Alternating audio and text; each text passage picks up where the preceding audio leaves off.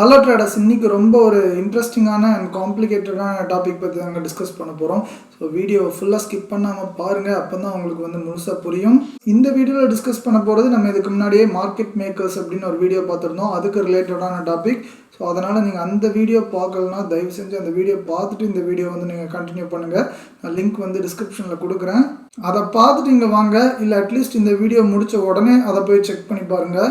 நம்ம அந்த வீடியோவிலே டிஸ்கஸ் பண்ணியிருந்தோம். மேலே கீழேன்னு பயங்கர வைல்டு மூவ்ஸ் கொடுத்துட்டு இருந்துச்சுன்னா உடனே மேனிப்புலேஷன் நினைக்காதீங்க. ஸோ ஒரு 1 or 2 மூவ்ஸ் வேணால் மேனிப்புலேஷனாக இருக்கலாம். ஆனால் முக்கால்வாசி மூவ்ஸ்க்கு பின்னாடி வேறு ஒரு ரீசன் இருக்குது அப்படிங்கிறத நம்ம பார்த்துருந்தோம். அந்த மார்க்கெட் மேக்கர்ஸ் லிக்விடிட்டி ப்ரொவைட் பண்ணுறதுனால தான் இந்த மாதிரிலாம் வருதுன்னு லைட்டாக மேலோட்டமாக பார்த்துருந்தோம். ஆனால் இன்டெப்த்தாக பேக்ரவுண்டில் என்னென்ன மாதிரிலாம் பண்ணுறாங்க அப்படிங்கிறத நம்ம அந்த வீடியோவில் டிஸ்கஸ் பண்ணல. நான் அதை பற்றி டீட்டெயில்டாக பேசி உங்கள் எல்லாரோட மண்டையை குழப்ப வேணாம் தாங்க நினச்சி அன்றைக்கி விட்டுருந்தேன். ஆனால் ரீசெண்ட்லி ஒரு ட்வீட் பார்த்துருந்தேன் ட்விட்டரில். ஸோ அதை பார்த்ததுக்கப்புறம் கண்டிப்பாக சரி இதை பற்றி டிஸ்கஸ் பண்ணுவோம் கொஞ்சம் அப்படிங்கிற மாதிரி ஃபீல் ஆச்சு. எல்லா இன்ஃப்ளூயன்சரும் ஆஸ் யூஷுவல் பண்ணுற மாதிரி தாங்க. லாஸ்ட் வீக் ரொம்ப கொடூரமாக ஒரு நாள் மூவ் வந்துச்சு, டியூஸ்டேன்னு நினைக்கிறேன். ஸோ அதை பற்றி ஒரு ரொம்ப பெரிய இன்ஃப்ளூயன்சர் ட்வீட் போட்டிருந்தாங்க, ரொம்ப புலம்பி இதெல்லாம் பயங்கரமான மேனிப்புலேஷன். ஸோ இதெல்லாம் ஏன் கவர்மெண்ட் பார்க்கவே மாட்டேங்குது, ஏன் செபி இதெல்லாம் கண்டுக்கவே மாட்டேங்குது, ஸோ இப்படி இருந்தால் நம்ம ரீட்டெயிலர்ஸ்லாம் எங்கே போவோம், அது இதுன்னு என்னெல்லாமோ போட்டு புலம்பிகிட்டே இருந்தாங்க. ஸோ அதுக்கு கீழே ஒருத்தர் பயங்கரமான ரெஸ்பான்ஸ் கொடுத்துருந்தாங்க. அதுக்கப்புறம் தான் கண்டிப்பாக இந்த வீடியோ போடலாம் அப்படின்னு நினச்சிருந்தேன். அவர் என்ன சொன்னார்னா, நம்ம லாஸ்ட் வீடியோவில் டிஸ்கஸ் பண்ண மாதிரி ஏன் எதுக்கு எடுத்தாலும் நீங்கள் ஜெயின் ஸ்ட்ரீட் மேனிப்புலேஷன்னே சொல்லிகிட்டு இருக்கீங்க. ஸோ இதுக்கு பின்னாடிலாம் வேறு நிறைய ரீசன்ஸ் இருக்குது. ஸோ ஆப்ஷன்ஸ் மார்க்கெட்டில் பேக்ரவுண்டில் என்னெல்லாம் நடக்குதுன்னு தெரியாமல் எந்த நாலேஜும் இல்லாமல் ஸோ சும்மா இந்த மாதிரி இன்ஸ்டிடியூஷன்ஸை ப்ளேம் பண்ணிகிட்டே இருக்காதீங்க, எந்த யூஸும் இல்லை. இந்த மாதிரி வயலண்ட்டான மூவ்ஸ்க்கு பின்னாடி இருக்கிற ஒரு முக்கியமான ரீசன் டீலர் காமா பொசிஷனிங் அப்படிங்கிற மாதிரி அந்த மனுஷர் சொல்லியிருந்தார். நம்ம இந்த மார்க்கெட் மேக்கர்ஸ் வீடியோவில் டிஸ்கஸ் பண்ணதுக்கு ரிலேட்டடான ஒரு விஷயம் தாங்க இந்த டீலர் காமா பொசிஷனிங். இப்படி ஒரு விஷயம் இருக்குது அப்படிங்கிறதே லிட்ரலி மோஸ்ட் ஆஃப் தி பீப்புளுக்கு தெரியாது. ரொம்ப ரேர் தான், 1 or 2 பீப்புளுக்கு தான் தெரியும். ஸோ அதனால தான் எல்லாருமே இன்ஸ்டிடியூஷன்ஸ் மேலே பழைய போட்டுட்ருக்கோம், பேக்ரவுண்டில் என்ன நடக்குதுன்னே தெரியாமல். ஸோ இப்போ நம்ம டிஸ்கஸ் பண்ண போகிறது ரொம்ப காம்ப்ளிகேட்டடாக இருக்கும். ஸோ வீடியோவை க்ளோஸாக வாட்ச் பண்ணுங்கள். நான் முடிஞ்ச அளவுக்கு எப்படி சிம்பிளிஃபைடாக எக்ஸ்பிளைன் பண்ண முடியுமோ அப்படி பண்ண ட்ரை பண்ணுறேங்க. ஸோ அதுக்கு முன்னாடி ஒரு சின்ன அனௌன்ஸ்மெண்ட்டுங்க. நம்மளோட இன்ஸ்டிடியூஷனல் கான்ஃப்ளூயன்ஸ் ட்ரேடிங் கோர்ஸோட ஃபீ இன்க்ரீஸ் ஆக போகுது ஜான்வரியிலேருந்து அப்படிங்கிற மாதிரி போன மந்த் நிறைய வீடியோஸில் மென்ஷன் பண்ணியிருந்தோம். ஸோ ஆனால் சில பல ரீசன்ஸ்னால இன்னும் நான் அந்த ஃபீ இன்க்ரீஸ் பண்ணலை. ஸோ இந்த மந்த் ஆல்ரெடி ஒரு 4-5 பேர் ஜாயின் பண்ணாங்க. ஸோ அவங்க எல்லாருக்குமே நான் ஓல்டு ப்ரைஸில் தான் கொடுத்துருந்தேன். ஆனால் வர மண்டேலேருந்து கண்டிப்பாக நியூ ப்ரைஸ் ரிஃப்ளெக்ட் ஆக போகுதுங்க. நம்ம கம்யூனிட்டி போஸ்ட்டில் இன்றைக்கி நைட்டு ஆர் நாளைக்கு மார்னிங் நான் புது டெம்ப்ளேட் அப்டேட் பண்ணுறேன். ஸோ ப்ளீஸ் போய் செக் பண்ணிக்கோங்க. அதுக்கப்புறம் மண்டேலேருந்து யாருக்குமே நான் சீரியஸ்லி ஓல்டு ப்ரைஸில் கொடுக்க போகிறது இல்லைங்க. ஸோ நீங்கள் லிட்ரலி பாதி ரேட்லேயே நம்ம கோர்ஸ் ஜாயின் பண்ணணும்னு நினச்சிங்கன்னா நாளைக்கு நைட்டுக்குள்ளே ஜாயின் பண்ணுங்க. இன்ட்ரெஸ்டட் பீப்புள் இந்த நம்பருக்கு காண்டாக்ட் பண்ணுங்கள். நீங்கள் கண்டிப்பாக ரெக்ரெட்டே பண்ண மாட்டீங்க நம்ம கம்யூனிட்டியில் ஜாயின் பண்ணதுக்கு. உங்கள் ட்ரேடிங் ஜேர்னியில் எடுத்த ஒரு உருப்படியான முடிவு இதுதான் அப்படின்னு நீங்கள் கண்டிப்பாக ஃபீல் பண்ணுவீங்கன்னு நான் அஷூரன்ஸ் கொடுக்குறேன். சரி, நம்ம மேட்ருக்கு வருவோம். அந்த ட்வீட்டில் அவங்க கொடுத்த ரெஸ்பான்ஸை பார்த்து எனக்கு பயங்கரமான ஷாக்குங்க. ஸோ இது நம்ம டிஸ்கஸ் பண்ண மார்க்கெட் மேக்கர் ரிலேட்டட் பற்றி தானோ அப்படின்னு லைட்டாக ஒரு டவுட் இருந்துச்சு எனக்கு. இப்படிலாம் பேக்ரவுண்டில் சில விஷயங்கள்லாம் நடக்குது அப்படின்னு லைட்டாக ஒரு ஐடியா தாங்க இருந்துச்சு. ஆனால் அதுக்கு பேர் தான் இந்த டீலர் காமா பொசிஷனிங் அப்படின்லாம், இதுக்கு ஒரு நேம் இருக்குன்னுலாம் நமக்கு சரியாக தெரியாது. அதுக்கப்புறம் தாங்க இதை பற்றி ரிசர்ச் பண்ண ட்ரை பண்ண, தலையே சுற்றிருச்சு. ஃபஸ்ட்டு சரியாகவே புரியலை. அப்புறம் ரொம்ப டிஃப்ரெண்ட்டாக சர்ச் பண்ண ட்ரை பண்ணி தாங்க கொஞ்சம் கொஞ்சமாக ஒரு ஐடியா கிடச்சிது. எங்களை ட்ரேட் பண்ண வைக்கிறதுக்கு நீங்கள் இவ்வளோ கஷ்டப்படுறீங்களாடா அப்படின்னு மார்க்கெட் மேக்கர்ஸ் மேலே ஒரு பயங்கரமான மதிப்பும் மரியாதையும் வந்துச்சு. ஸோ சும்மா சொன்னாங்க. ஸோ நம்மளுக்காண்டி மட்டும் அவங்க பண்ணல, அவங்களுக்கும் அதனால் ரொம்ப பெரிய காசு கிடைக்குது. ஸோ அதனால தான் அவங்க மெயினாக பண்ணுறாங்க. ஆனால் ஹானஸ்ட்டாக சொல்ல போனோன்னா அவங்க இல்லைன்னா நம்ம இந்த இன்ஸ்டிடியூஷன்ஸ் யாருமே இந்த மார்க்கெட்டில் ட்ரேடே பண்ண முடியாதுங்க. இவங்க இருக்கிறதுனால மட்டும்தான் நம்ம எல்லோரும் ஸ்மூத்தாக ட்ரேட் பண்ணிக்கிட்டு இருக்கோம். இந்த கான்செப்டை ஒழுங்காக புரிஞ்சிக்க உங்களுக்கு டெல்டானா என்ன, காமானா என்ன அப்படின்னு தெரியணுங்க. ஸோ டெல்டாங்கிறது நிறைய பேருக்கு தெரியும். So rate of change of option premium with respect to underlying price. அப்படின்னா என்னென்னா, நிஃப்டி 1 பாயிண்ட் மூவ் ஆச்சுன்னா இந்த ஆப்ஷன் ப்ரீமியம் எவ்வளோ பாயிண்ட்ஸ் மூவ் ஆகணும் அப்படிங்கிறத மெஷர் பண்ணுறது தாங்க டெல்டா. ஆனால் காமானா என்னென்னா, நிஃப்டி 1 பாயிண்ட் மூவ் ஆச்சுன்னா ஸோ அந்த ஸ்ட்ரைக்குக்கு டெல்டா எப்படி சேஞ்ச் ஆகணும் அப்படின்னு மெஷர் பண்ணுறது தான். ஸோ அப்படின்னா என்னென்னா நிஃப்டி மூவ் ஆக ஆக ஸோ ஒரு ஸ்ட்ரைக்கோட டெல்டா வந்து 0.5லேருந்து 0.6 0.7 அப்படின்னு மூவ் ஆகிட்டே போகுங்க. ஸோ அது எந்த ஸ்பீடில் போகணும் அப்படின்னு டிசைட் பண்ணுறது வந்து இந்த காமா தான். ஸோ இப்போ இதில் டீலர் ஹெட்ஜிங் அப்படின்னு ஒரு கான்செப்ட் வந்து இருக்குங்க. டீலர்ஸ்னால் வேறு யாரும் இல்லைங்க, மார்க்கெட் மேக்கர்ஸை தான் டீலர்ஸ்ன்னு சொல்லுவாங்க. இவங்களோட வேலை என்னன்னு நம்ம ஆல்ரெடி பல வீடியோவில் டிஸ்கஸ் பண்ணியிருந்தோம். ஸோ இவங்க வந்து டைரக்ஷனல் பெட்ஸ் வந்து எடுக்கவே மாட்டாங்க. ஸோ இவங்களோட மெயின் ரோலே நம்மளுக்கு வந்து லிக்விடிட்டி ப்ரொவைட் பண்ணுறது மட்டும்தான். ஸோ எக்ஸாம்பிளுக்கு நீங்கள் ஒரு கால் ஆப்ஷன் பை பண்ணுறீங்கன்னு வச்சுக்கோங்க. ஸோ ஆப்போசிட் சைடு ஒரு கால் செல்லர் வந்து இருக்கணும். ஸோ அது வந்து மோஸ்ட் ஆஃப் தி டைம்ஸ் வந்து அந்த டீலராக தாங்க இருப்பான். ஒருவேளை நீங்கள் கால் ஆப்ஷன் செல் பண்ணுறீங்க ஒரு புட் ஆப்ஷன் செல் பண்ணுறீங்கன்னு வச்சுக்கோங்க. ஸோ ஆப்போசிட் சைட் வந்து ஒரு பையர் வந்து இருக்கணும். ஸோ அதுவும் 80 to 90% ஆஃப் த டைம்ஸ் வந்து ஒரு டீலராக தாங்க இருப்பான். நீங்கள் என்ன பொசிஷன் எடுத்தாலும் அதுக்கு அப்படியே ஒரு கவுண்டர் பொசிஷன் எடுத்து அந்த டிரான்சாக்ஷனை கம்ப்ளீட் பண்ண வைக்கிறது மோஸ்ட் ஆஃப் தி டைம்ஸ் இவங்க தான். ஒரு ஸ்டாக்கை வச்சு ஒரு எக்ஸாம்பிள் சொல்லணும்னா ஒரு 100 ரூபீஸ் ஸ்டாக் வந்து வச்சுக்கோங்க. ஸோ அதில் நீங்கள் 100 ரூபீஸ் அந்த ஸ்ட்ரைக் ப்ரைஸில் நீங்கள் கால் ஆப்ஷன் பை பண்ணுறீங்க அப்படின்னு அசியூம் பண்ணிக்கலாம். ஸோ ஆப்போசிட் சைட் அவங்க தாங்க அதை வந்து செல் பண்ணியிருப்பாங்க உங்களுக்கு. ஸோ இப்போ இந்த சினாரியை வச்சு யோசிச்சு பாருங்கள். ஸ்டாக் ப்ரைஸ் வந்து மேலே ஏறிச்சுன்னா நம்மளுக்கு வந்து ப்ராஃபிட் வரும், அவனுக்கு வந்து லாஸ் வருங்க. ஏன்னா கால் ஆப்ஷன் வந்து செல் பண்ணியிருக்கான், நம்ம பை பண்ணியிருக்கோம். ஸோ ஸ்டாக் ப்ரைஸ் மேலே போச்சுன்னா அவனுக்கு வந்து லாஸ் ஆகிட்டு இருக்கும். ஸோ இந்த லாஸை ஹெட்ஜ் பண்ணுறதுக்கு அவங்க வந்து அந்த அண்டர்லையிங் ஸ்டாக்கை வந்து பை பண்ணுவாங்க நிறைய. நமக்கு லிக்விடிட்டி ப்ரொவைட் பண்ண போய் அவன் எங்கே டைரக்ஷனல் பெட் வந்து எடுத்து லாஸ் ஆகணும்.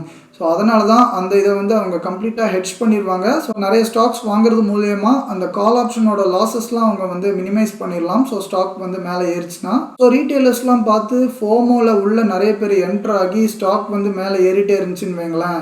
ஸோ அதை பார்த்து அவன் பேனிக் ஆகி அவன் வந்து எக்ஸ்ட்ரா ஸ்டாக்ஸ் வந்து பை பண்ணுவான் இந்த ஹெட்ஜிங் பர்பஸ்க்காக.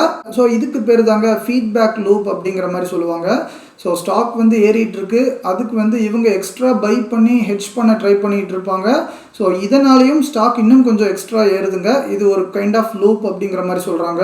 வீடியோவோட எண்டில் ஒரு ரியல் டைம் எக்ஸாம்பிளும் நான் காட்ட போகிறேங்க. அதனால் தயவு செஞ்சு வீடியோவை ஸ்கிப் பண்ணாமல் ஃபுல்லாக பாருங்கள்.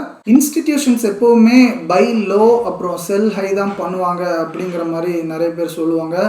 ஆனால் இந்த மார்க்கெட் மேக்கர்ஸ் வந்து அப்படி இல்லைங்க, பை ஹை செல் லோ தான்.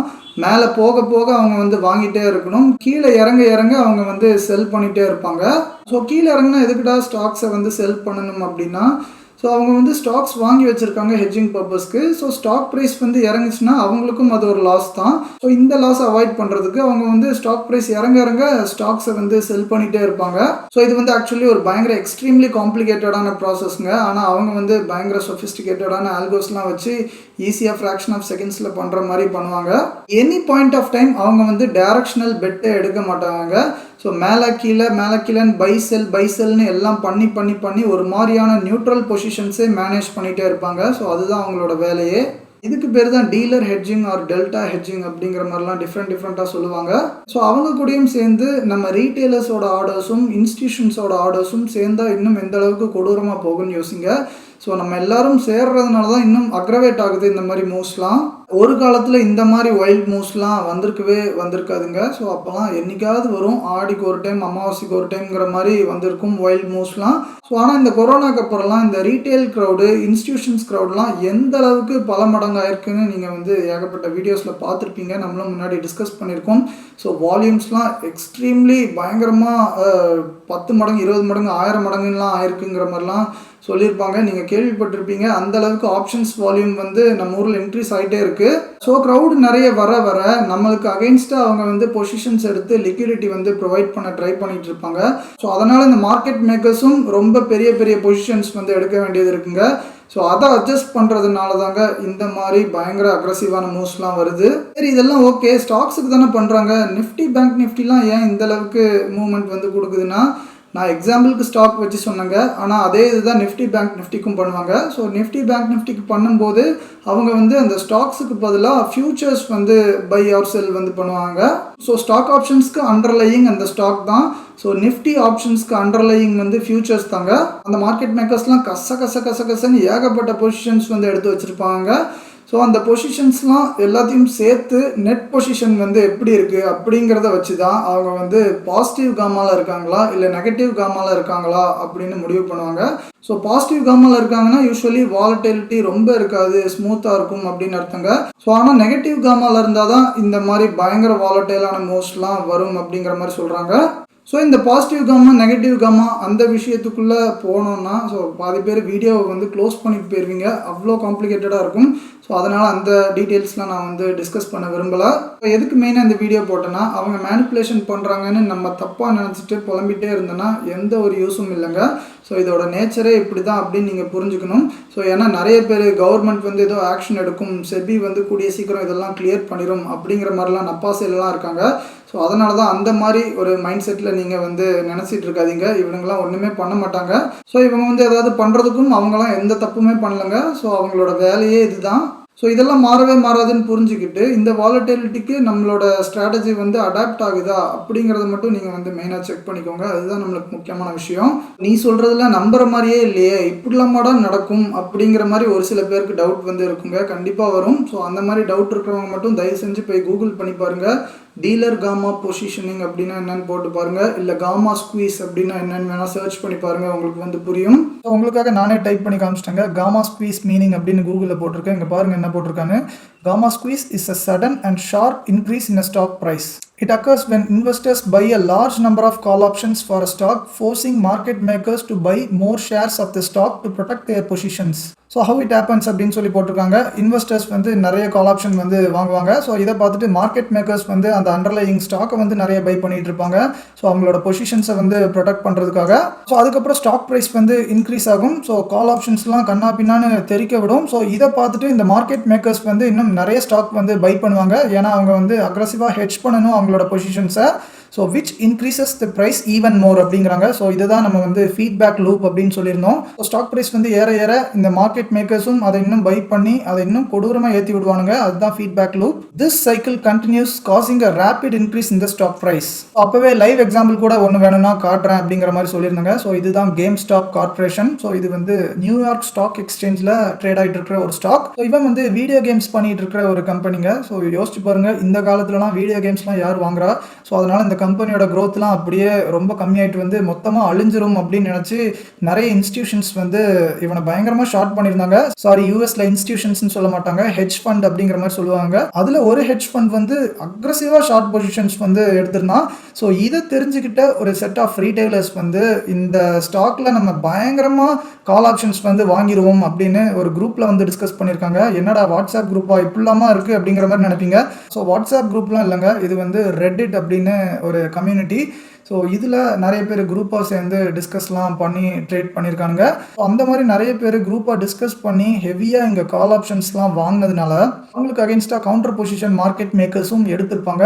ஸோ அதனால் அந்த மார்க்கெட் மேக்கர்ஸ் வந்து இந்த ஸ்டாக்கை வந்து பயங்கரமாக பை பண்ணிகிட்டே இருந்திருக்காங்க ஹெட்ஜிங் பர்பஸ்க்கு. ஸோ அப்படி வாங்கி வாங்கி வாங்கி ஸ்டாக் ப்ரைஸை பயங்கரமாக ஏற்றி விட்டுருக்காங்க. ஸோ இது வந்து இன்ட்ராடேல மட்டும்தான் நடக்கும்னு இல்லைங்க, இது வந்து பொசிஷனலாகவும் கண்டினியூ ஆகும் most of the times. So அப்படி இந்த ஃபீட்பேக் லூப்னால ப்ரைஸ் வந்து ரொம்ப ஏறினதுனால கடைசியாக அந்த ஹெட்ஜ் ஃபண்ட் இருந்தால ஹியூஜான ஷார்ட் பொசிஷன்ஸ் வந்து வச்சுருந்தாங்கல்ல, ஸோ அவங்களும் அந்த ஷார்ட் பொசிஷன்ஸ் எல்லாத்தையுமே பயந்து க்ளோஸ் பண்ண வேண்டியதாக போச்சுங்க. ஸோ எத்தனையோ கோடி வந்து அந்த இன்ஸ்டிடியூஷன்ஸ் வந்து லாஸ் பண்ணியிருக்காங்க. ஸோ அந்த ஷார்ட் கவரிங்னாலையும் இன்னும் பயங்கரமாக ஏறிடுச்சுங்க. ஸோ முதல்ல வந்தது காமா ஸ்குவீஸ், அதுக்கப்புறம் ஷார்ட் ஸ்குவீஸும் வந்திருக்கு. ஷார்ட் ஸ்குவீஸ்னா என்ன? நம்ம வந்து ஷார்ட் பண்ணதை கவர் பண்ணுறது தான். அந்த ஹெட்ஜ் ஃபண்ட்ஸ் வந்து ஷார்ட் கவரிங்கும் கிரியேட் பண்ணிவிட்டு ஸோ எந்த அளவுக்கு ப்ரைஸ் ஏறி இருக்குன்னு பாருங்கள். இது வந்து ஒரு மாதம் கூட இல்லைங்க, ஒரு வாரத்திலேயே. ஸோ ஒரு வாரத்திலேயே 1100% பார்த்துக்கோங்க, 11 மடங்கு ஒரு ஸ்டாக் வந்து ஒரு வாரத்திலேயே ஏறி இருக்கு. இந்த வால் ஸ்ட்ரீட் பெட்ஸ் அப்படின்னு குரூப் வச்சுருந்த அந்த கேங் வந்து எவ்வளோ காசு பண்ணானுங்கன்னு தெரில. ஆனால் ஆப்போசிட் சைடில் அந்த இன்ஸ்டிடியூஷன்ஸோட சோழி வந்து முடிஞ்சிருச்சு. அவங்க வந்து பேங்க்ரப்டே ஆகி பேங்க்ரப்சி ஃபைல் பண்ணியிருப்பாங்கன்னு நினைக்கிறேன். இதுக்காகலாம் கோடிக்கணக்கில் இல்லாமல் லாஸ் பண்ணுவாங்க, நம்புற மாதிரி சொல்கிறா அப்படின்னு நீங்கள் நினச்சிங்கன்னா ஸோ அதையும் நீங்கள் வந்து கூகுளில் போட்டு பார்க்கலாம்.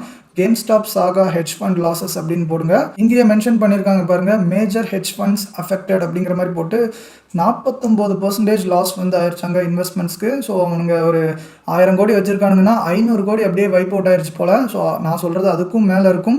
ஸோ ஏன்னா அவங்களோட லாஸஸை மட்டும் பாருங்கள், 3 பில்லியன் பெயில் அவுட் அப்படின்னு போட்டிருக்கான். 3 பில்லியன்னா 300 கோடிங்க, 300 கோடி டாலர்ஸில். ஸோ $300 நீங்கள் கன்வெர்ட் பண்ணிங்கன்னா இன்ட்டு 85 போட்டிங்கன்னா 25,000 வரும். ஸோ 25,000 கோடி வந்து நஷ்டமாக இருக்குது. ஸோ அந்த ஹெட்ஜ் ஃபண்ட்ஸ்க்குலாம்.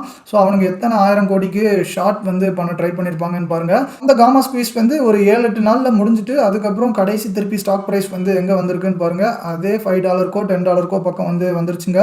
ஸோ ஃபைனலி உங்கள் எல்லாருக்கும் ரொம்ப தெளிவாக புரிஞ்சிருக்கும் நான் நம்புகிறேங்க, இந்த மாதிரி வைல்ட் மூவ்ஸ்லாம் எதுக்கு வருது அப்படின்னு. ஸோ நானும் ஒரு காலத்தில் எல்லாமே மேனிப்புலேஷன் தான் அப்படிங்கிற மாதிரி தான் நினச்சிட்டு இருந்தேன். ஸோ ஆனால் நல்லா புரிஞ்சுக்கோங்க, ஒரு 5 to 10% தாங்க manipulation. So remaining 90% of the மூவ்ஸ்க்கு வந்து இந்த டீலர் காமா பொசிஷனிங், இந்த மார்க்கெட் மேக்கர்ஸோட ஆக்டிவிட்டீஸ் தாங்க ஒரு முக்கியமான காரணமாக இருக்குது. ஸோ இந்த வீடியோவில் நீங்கள் புதுசாக ஏதாவது லேர்ன் பண்ணீங்க அப்படின்னு ஃபீல் பண்ணிங்கன்னா தயவு செஞ்சு ஒரு லைக் மட்டும் போடுங்க. நான்லாம் எவ்வளோ கேட்டாலும் யாரும் லைக்கே போட மாட்டேங்கிறீங்க. ஸோ ஆனால் நாலேஜே இல்லாதவன் எவனாவது வந்து இருக்கிற நியூஸ் எல்லாம் ரீட் பண்ணாலோ, இல்லை திடீர்னு எவனாவது ஒருத்தன் ட்ரேடே பண்ணாதவன் நோ லாஸ் ஸ்ட்ராட்டஜி அப்படின்லாம் வீடியோ போட்டாங்கன்னா அதுக்கு ஆயிரக்கணக்கில் லட்சக்கணக்கில் லைக் வந்து பண்ணுறீங்க. அதான் மன கஷ்டமாக இருக்குது. அதனால் இந்த வீடியோவுக்கு வியூஸில் அட்லீஸ்ட் பாதியாவது லைக்ஸ் வந்து வரணுங்க. அதாவது 500 வியூஸ் வந்தால் ஒரு 250 லைக்ஸாவது வரணும். 1000 வியூஸ் வந்துச்சுன்னா அட்லீஸ்ட் ஒரு 500 லைக்ஸ் அது வரணுங்க. ஸோ அப்படி நான் எக்ஸ்பெக்ட் பண்ணுறேன். அந்த மாதிரி நீங்கள் பண்ணிங்கன்னா தான் அட்லீஸ்ட் நான் இந்த மாதிரி கொஞ்சம் கொஞ்சமாக ஃப்யூச்சரில் வீடியோஸ் வந்து போடுவேன். ஸோ இல்லைனா ரொம்ப கஷ்டப்பட்டு டைம் ஸ்பெண்ட் பண்ணி இந்த மாதிரிலாம் ரிசர்ச் பண்ணி வீடியோஸ் போடுறதுக்கு எனக்கும் ஒரு மோட்டிவேஷனே இருக்காதுங்க. அதனால தாங்க கேட்குறேன். மற்றபடி அந்த லைக்ஸை வச்சு எனக்கு ஒரு பைசா கூட கிடைக்க போகிறதில்ல. அதனால் புரிஞ்சுக்கோங்க. ஸோ இந்த வீடியோ பற்றின உங்களோட கருத்துக்களை நீங்கள் வந்து கமெண்ட் செக்ஷனில் ஷேர் பண்ணுங்கள். டவுட்ஸ் எதாக இருந்தாலும் கேளுங்க. ஒரு 4-5 ஒர்த்தான டவுட்ஸ் வந்து நீங்கள் கேட்டிங்கன்னா கண்டிப்பாக இந்த வீடியோவுக்கு ஒரு பார்ட் 2 வந்து போட ட்ரை பண்ணுறேன். இன்னொரு நல்ல வீடியோவில் சந்திக்கலாம். நன்றி.